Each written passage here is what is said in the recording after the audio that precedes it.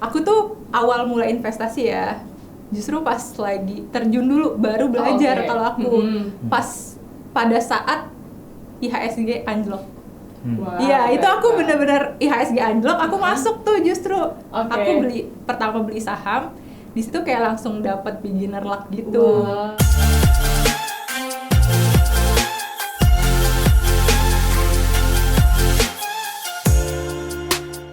Halo Sobat Ipot semuanya, apa kabar? Semoga semuanya dalam keadaan sehat selalu ya. Kembali lagi bersama saya Bella Amalia dari Indo Premier Sekuritas. Nah Sobat Ipot, kali ini aku nggak sendirian loh. Jadi hari ini aku ditemani dengan salah satu partner Ipot yang sangat membanggakan sekali. Jadi langsung aja, siapa ini dia? Halo semuanya. Siapa ya? Siapa Siapa kali ya? ya? Siapa Dari ya? sini Siapa sih. ya? Coba tolong perkenalkan masing-masing. Oke, halo semuanya, Sobat Ipot semua. Kenalin, nama aku Rifanka dari Ipot Talent. Oke. Kalau kamu? Oke, aku Shiva, aku juga dari Ipot Talent batch 1 bareng Rifanka. Ya, bareng. Emang Ipot Talent apaan sih? Ipot Talent apa sih? Ipot Talent? Ya kira aku Ipot Talent tuh. Oke, jadi Sobat Ipot semuanya, jadi Ipot Talent ini waktu kemarin itu beberapa bulan yang lalu Ipot mengadakan audisi untuk para Sobat Ipot yang sudah mempunyai sangat menginspirasi, bisa menginfluencer. Jadi teman-teman, jadi kita mengadakan audisi influencer untuk bisa menginspirasi Sobat Ipot lainnya juga. Betul. Nah ini merupakan salah satu finalisnya, yeay! Jadi kita tuh kemarin tuh kayak online terus ya. Terus alhamdulillah kita berkesempatan untuk bertemu secara offline. Seneng gak sih kalian? Seneng banget. Kita biasa lihat di sosmed Ya, kita biasa ngeliat sosmed Ngeliat sekarang. siapa? Lihat KB. Lihat Oh KB gitu lah. ya. Baik, kan saya jadi malu berasa artis kalau gitu ya. Artis Ipot maksudnya. Artis Iya, artis Ipot. Malu aja malu. Oke, tadi ada Shiva sama Iya. Rifanka. Kalian dari mana sih? Oke, dari siapa dulu nih? Boleh dulu nih. Kamu dulu. Kasih Aku, dulu. oke. Aku dari Bogor sih asalnya. Sekarang lagi kerja as finance accountant di perusahaan swasta di Jakarta. Oh oke. Kalau kamu? Kalau aku dari Bandung. Wah, Kebetulan dari Bandung. Aku mahasiswa tingkat 3 di Oh, gitu, oke. salah satu universitas. Oke, jadi yang satu Kasifa dari Bogor udah bekerja di finance Iya, as consultant finance gitu. accounting. As Oh, finance accounting, sorry. ya. Oke, terus Kak Rifanka masih kuliah mahasiswa Kuliah, ya. masih mahasiswa. Itu jauh-jauh ya, bukan dari Jakarta, luar biasa. Kalian niat sekali ya. Seneng bisa sharing buat Sobat Ipot semua yang ada di Seneng banget dong, seneng Kita banget. mau menginspirasi sobat Ipot yang lain. Luar biasa. Oke, teman-teman semuanya, karena kalian sudah di sini, nanti aku akan memberikan pertanyaan. Udah siap? Siap. Siap ya. Coba dong, tolong aku tuh pengen tahu kisah kalian awal mulai investasi itu gimana sih? Oke. awal mula. Boleh siapa dulu? Boleh. Siva dulu. Oke, aku Kasih dulu dulu, ya. oke. Aku tuh awal mulai investasi ya, justru pas lagi terjun dulu baru belajar. Oke. Kalau aku pas pada saat IHSG anjlok. Wah, Iya, itu aku keren. bener-bener IHSG anjlok, aku masuk tuh justru. Oke. Aku pertama beli saham, di situ kayak langsung dapat beginner luck gitu. Wow. Nah, karena dapat beginner luck itu justru yang malah memotivasi aku buat belajar lebih lagi, mempelajari instrumen-instrumen investasi yang lain. Karena to be honest ya, walaupun aku kayak punya background finance sama accounting, itu tuh nggak selalu aku tuh maksudnya anak yang punya background finance gitu nggak selalu paham atau terjun langsung justru ke investasi kayak oke. gitu. Makanya aku kayak baru mulai pas pandemi kemarin, angkatan Wah, corona angkatan justru. corona ya. Oke, kalau Rifanka? Oke, sebenarnya kalau ditanya awal mula kenapa investasi gitu, sebenarnya latar belakangnya mungkin dari jurusan aku. Aku kan kebetulan kuliah di jurusan ekonomi ya gitu. Oke. Jadi waktu itu ada kayak temen aku gitu nanya tentang investasi dan aku belum tahu gitu. Kayak rasanya tuh, aduh malu nih anak ekonomi gitu ya nggak paham tentang investasi. Dari situ aku mulai belajar, baca-baca tentang investasi, tentang saham dan lain sebagainya. Dan sama sih sebenarnya aku sama kayak Kasifa ketika mulai investasi itu ketika IHSG lagi turun gitu waktu ya. pandemi 2020 itu. Oke, Gitu jadi sih, kalian tuh investasi corona ya? Iya. Betul banget angkatan corona. Gitu. Yang memanfaatkan timing ya. Betul. Jadi Benar. kayaknya timingnya pas nih, terus akhirnya teman-teman memutuskan untuk investasi. Dan juga masih relate gitu nggak sih, kamu juga masih kerjanya masalah keuangan juga, finance. Terus Rifanka juga ekonomi ya, jadi masih berhubungan gitu ya. Oke, kalau gitu teman-teman tadi kan Siva itu pertama kali langsung terjun dulu, baru setelah itu mengulik belajar. Nah itu belajarnya dari mana? Nah aku tuh pas awal-awal ya, aku tuh sebenarnya pas pertama kali banget beli saham, itu tuh aku udah punya akun sekuritas sebenarnya dari kampus waktu itu. Apa tuh? Ya? Ini nggak apa-apa nih. Sebut aja. Namanya tuh kalau ya. Oke. Itu kan terus abis itu aku kan emang main Twitter ya. Aku main Twitter, aku cari-cari info tentang saham, tentang investasi kayak gitu. Aku nemu tuh namanya iPod gitu. Akhirnya aku memutuskan buat daftar iPod, bikin akun baru iPod kan. Nah pas karena kan itu sambil aku belajar juga kan pada saat itu. Nah pas banget aku baru tahu kalau ternyata iPod tuh nyediain platform yang namanya iPod Journey. Pas banget aku kan terjun terus sambil belajar kan. Nah terus iPod Journey ini memfasilitasi kita gitu loh, webinar gratis kayak gitu. Nah ya udah, akhirnya aku belajar lewat iPod Journey sama influencer Twitter sih kalau aku. Jadi kan Rifanka ini merupakan salah satu influencer Twitter ya? Kak Siva ya? Iya ya, maaf ya, saya udah fokus ya. Oke, kalau gitu Rifanka gimana? Kalau tadi ya terkait cara belajarnya gitu ya. Kalau cara belajarnya sendiri, aku pribadi jujur pertama ya awal lihat kayak dari microblog yang ada di Instagram gitu, scrolling. Wah ini ada Instagram yang nyediain edukasi tentang saham gitu dan sebagainya. Dan aku setuju banget nih sama tadi Kak Siva terkait iPod Journey. Aku juga banyak belajar di sana karena di iPod Journey itu ada ini ya, kayak ada tahapannya untuk beginner, untuk intermediate sama advance ya. Nah itu aku belajar banyak tuh di sana kan. Selain ada webinarnya juga, aku lihat video di YouTube-nya, dengar dari podcastnya dan lain sebagainya. Gitu sih kalau aku cara belajar. Ini teman-teman kalau lagi ini kan peres kan, lagi di YouTube karena kita emang bener. Karena emang banyak belajar dari situ. Banyak belajar dari situ. Bener ya? Ini kayaknya dibayar deh, disuruh dijelasin. Enggak ya, pemirsa ya. Oke, jadi teman-teman kalau belajarnya banyak ya, dari pencerahan influencer, terus ada banyak di website atau Instagram dan lain sebagainya ya. Terus dan juga salah satunya belajarnya langsung dari iPod Journey-nya. Betul sekali, itu emang kita memudahkan banget sih buat langsung belajar tuh. Kita tuh nggak akan, jadi teman-teman nih ya, kalau belajar itu pengen tahu nih investasi apa, terus kita nggak akan ditinggal sendirian kok. Jadi kalau teman-teman mau mulai investasi terus ditinggal gitu aja, biar kita akan didampingi sama nggak akan nge-ghosting, tenang ya, nggak akan nge-ghosting. Abis bikin nggak ditinggalin sama enggak dong. Oke, lanjut ya, tadi kan udah nih belajarnya, terus mau tahu dong kira-kira kesehariannya teman-teman ini tuh kan mungkin invest, terus ada trading juga, mungkin sehari-harinya kalau aku sih invest ya? Iya invest sih, kalau aku lebih ke invest karena kan aku kerja juga kan, nggak ada waktu selalu untuk perhatiin market kayak gitu kan.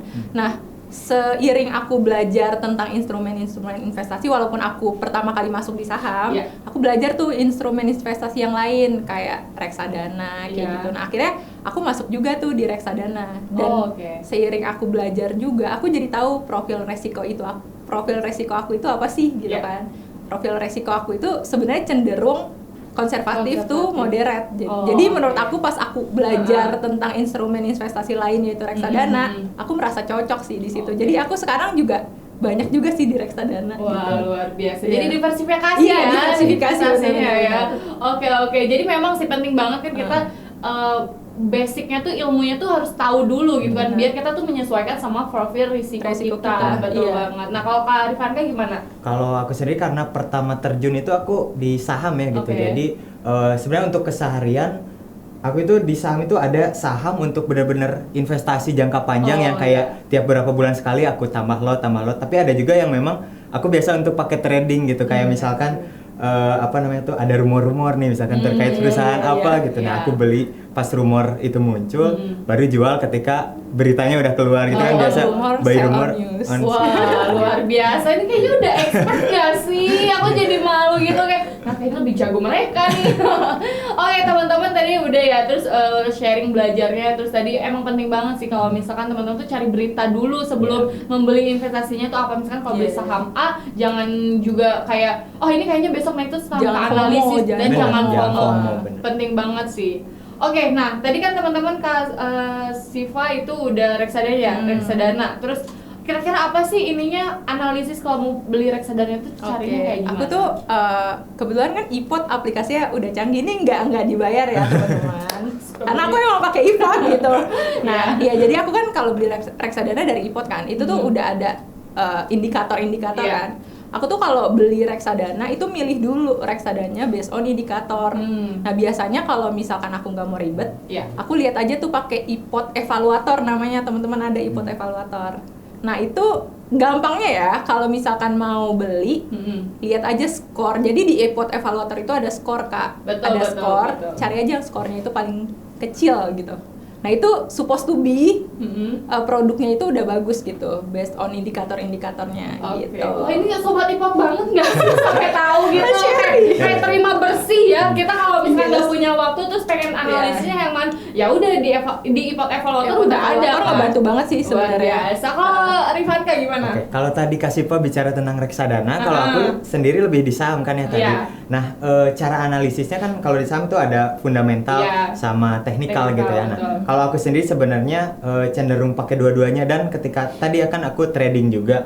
Nah sebenarnya nggak full technical, tapi intinya ketika aku pakai technical, aku tuh sebelumnya udah tahu dulu fundamental dari si sahamnya gitu. Nah untuk cara analisisnya sendiri sebenarnya di iPod itu karena kebetulan nih aku pertama daftar di sekuritas tuh cuma iPod gitu, nggak ada lagi. Jadi pertama daftar langsung iPod, dan di iPod tuh ada fitur ini yang menurut aku benar-benar bermanfaat banget, itu di stock comparisonnya gitu. Jadi kita bisa ngebandingin fundamental beberapa perusahaan atau beberapa saham gitu. Dan itu kalau di handphone itu bisa langsung kelihatan gitu. Yang terbaik tuh kayak di highlight gitu. Nah, itu benar-benar membantu banget sih gitu kalau bagi luar biasa. Tahu loh sobat iPod loh. Emang ya kalau di iPod itu emang udah dimudahkan semuanya. Kalau teman-teman mau pilih yang reksadana, mau yang terima ini berdasarkan mana sih ranking bagus, ya udah di iPod evaluator. Terus kalau misalkan untuk saham, kalau mau perbandingan fundamentalnya pakai stock comparison. Terus ada lagi stock screener juga, itu udah di short juga kan berdasarkan stok yang paling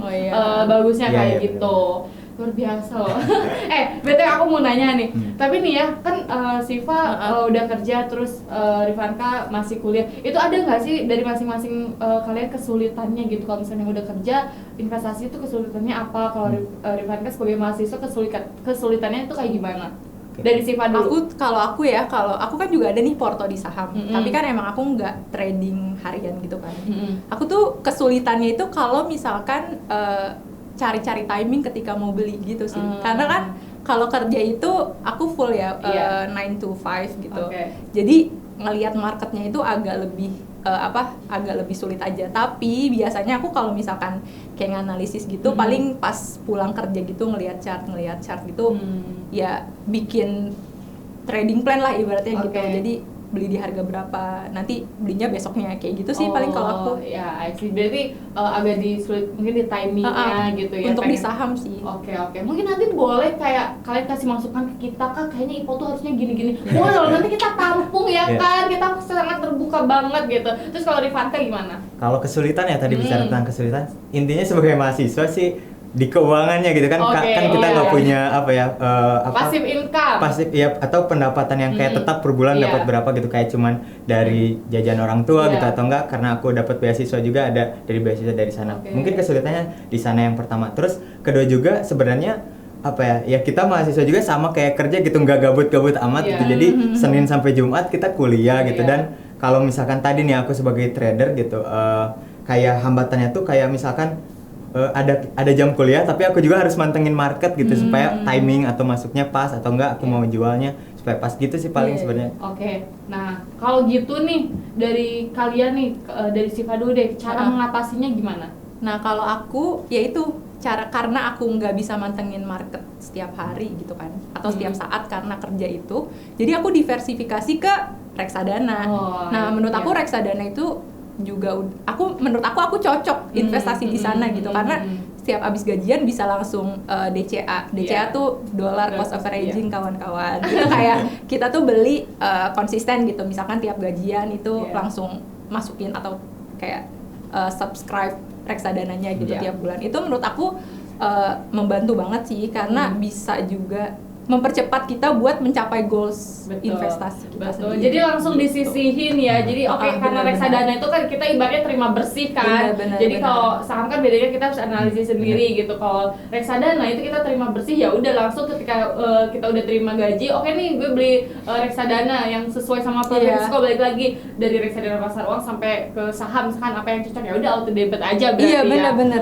Oke. Kalau Rifanka gimana kalau misalkan masalah keuangan? Nah, kan ada juga tuh emang mahasiswa udah boleh ya investasi, kan uangnya dari mana, benar kata tadi, uangnya gimana, terus kalau misalkan mau ngopi atau apa terus investasi mahal. Nah, kalau dari Rifanka gimana? Kalau cara ngatasinya sebenarnya dulu sebelum aku investasi kayak dikasih uang jajan tuh kayak nggak nentu gitu ya, misalkan nggak per bulan konstan. Nah, setelah aku mulai investasi, aku jadi sadar nih pentingnya punya pendapatan atau yang tetap gitu, tiap bulan punya penghasilan gitu. Nah, aku minta tuh ke orang tua kayak pengen dikasih jajannya per bulan aja gitu, dan dari sana juga aku kayak nyisihin gitu sebagian untuk emang investasi dan sebagian lagi kayak ya untuk hal-hal lain gitu. Dan ketika aku mulai investasi ini justru yang aku rasain gitu ya, ini aku pribadi yang ngerasain kayak aku jadi lebih tingkat konsumtifnya lebih kecil gitu, kayak misalkan mau nongkrong nih.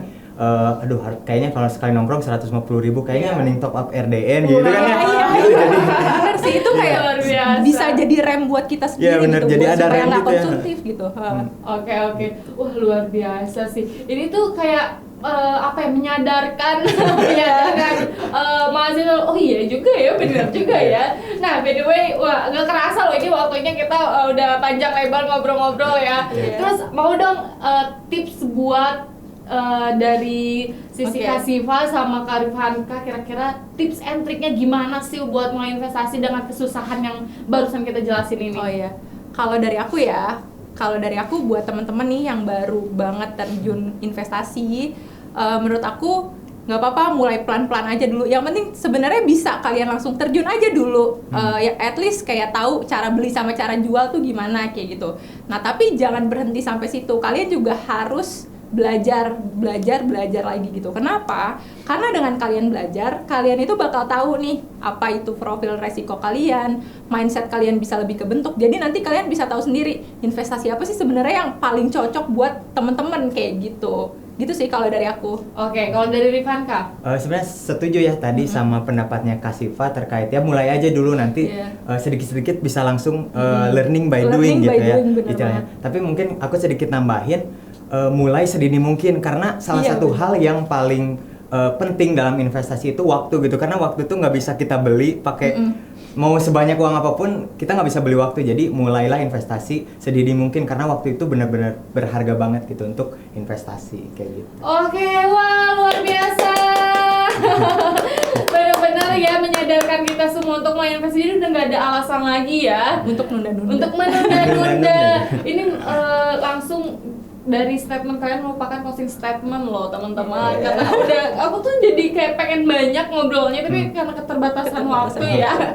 Tapi aku bisa belajar juga sih dari kalian gitu kan, kayak pentingnya timing yang tepat itu kayak gimana memanfaatkan situasi, kayak ketika teman-teman belajar kan investasi itu mulainya waktu IHSG-nya lagi boncos gitu kan. Itu tuh kayak kita bisa mengambil kesempatan kayak wah itu tuh instrumen investasi kayak saham, reksadana tuh kayak lagi sell, kayak kapan lagi. Terus teman-teman juga udah belajar gitu kan, terus sebagai mahasiswa juga sebenarnya bisa untuk mulai investasi bisa banget kan, karena kan bisa dari nominal kecil juga kan.